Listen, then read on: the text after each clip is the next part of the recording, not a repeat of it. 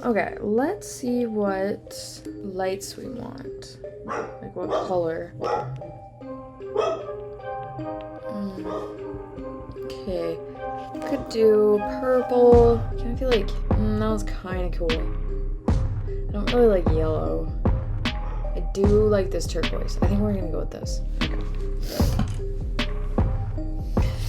What's up, dude?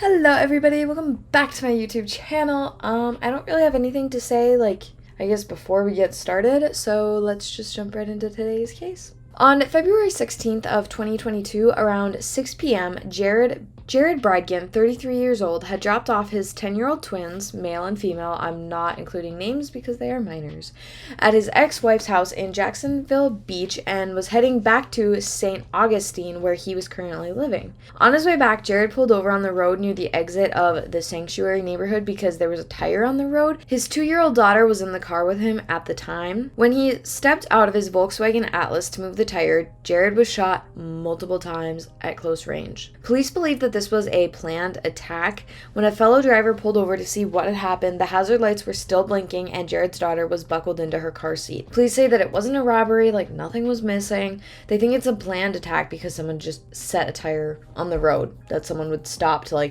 move out of the way so they could continue driving. Jared was a Microsoft executive with 4 children. His 2 twins were from his first wife, Shanna Gardner Fernandez, and his other 2 kids were with his current wife, Kirsten Bridgen. On Wednesday, January 25th, 2023, the Jacksonville Beach Police Department Chief Gene Paul Smith and State Attorney Melissa Nelson announced that Henry Arthur Tenon, 61 years old, was arrested for conspiracy to commit murder, second-degree murder with a weapon, accessory after the fact to a capital felony, as well as child abuse. Henry had been arrested 9 times in Jacksonville for minor offenses, and he was already awaiting trial for August 18th on charges of possession of a weapon by a felon and driving with a suspended or revoked license on a third or subsequent conviction. Melissa, the state's attorney, said that Henry did not act alone in the death of Jared, but she hasn't elaborated more on who could have potentially had been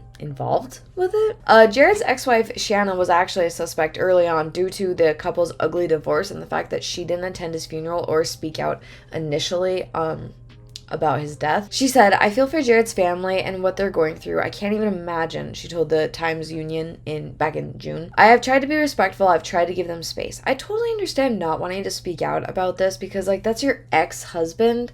He has a current wife that's probably going to be more of the public face for this whole situation, too. It's the ex-wife doesn't really need to be necessarily involved a ton, I guess. I don't know. I mean, of course I do know that the number one person, most likely to kill you is your spouse. So if there was an ex-spouse that you were having an ugly divorce with, I understand why she would be a suspect. But, I don't know. Just saying, oh, you haven't spoken out about it, or you didn't go to the funeral. It was an ugly divorce. They probably got along well enough for the kids that they shared, but, other than that, I don't know. Maybe she just didn't feel like it was really necessary for her to speak out, Shanna had hired a very good defense attorney, Hank Cox, early on to help her and her family from the publicity and sensationalism that included invasive photos of her and her kids at a local park, according to Jacksonville.com. So, if I had a spouse and they died, the very first thing I would do is lawyer up because, like I said, the number one person most likely to kill you is your spouse. So, honestly, I would get an attorney, not because I did anything sketchy, but just to prove, here's my alibi, here's all the information I know. If you want anything more, I need my attorney present, or, we need to speak through him.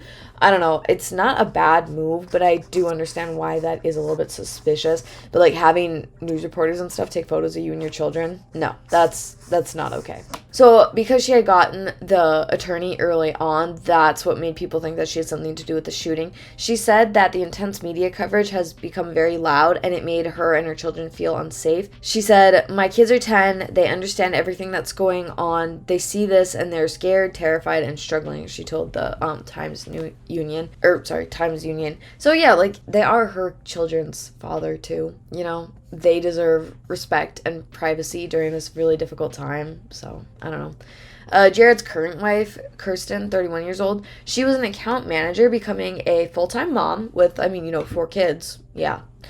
Since her husband's shooting, she created the Bexley box, which will be filled with diapers, sippy cups, snacks, toys, blankets, stuffed animals, and pre-mixed formula. Kirsten is working on getting the boxes into local police stations as well as sheriff's offices. She told First Coast News in her rush to get to the Jacksonville police. Oh my gosh, sorry. I don't know why I'm struggling so hard with getting this video, out. So in her rush to get to the Jacksonville Beach Police Department that night, she didn't think about what to bring, and not knowing, the hours that they would be there. So I think that's a really great thing that she's trying to do. She's trying to help other families, you know? So those are just kind of the facts of the case that we have right now. Of course, it's going to develop more, and I'm sure they're investigating a bunch more to see if they can catch who else was involved in on this shooting.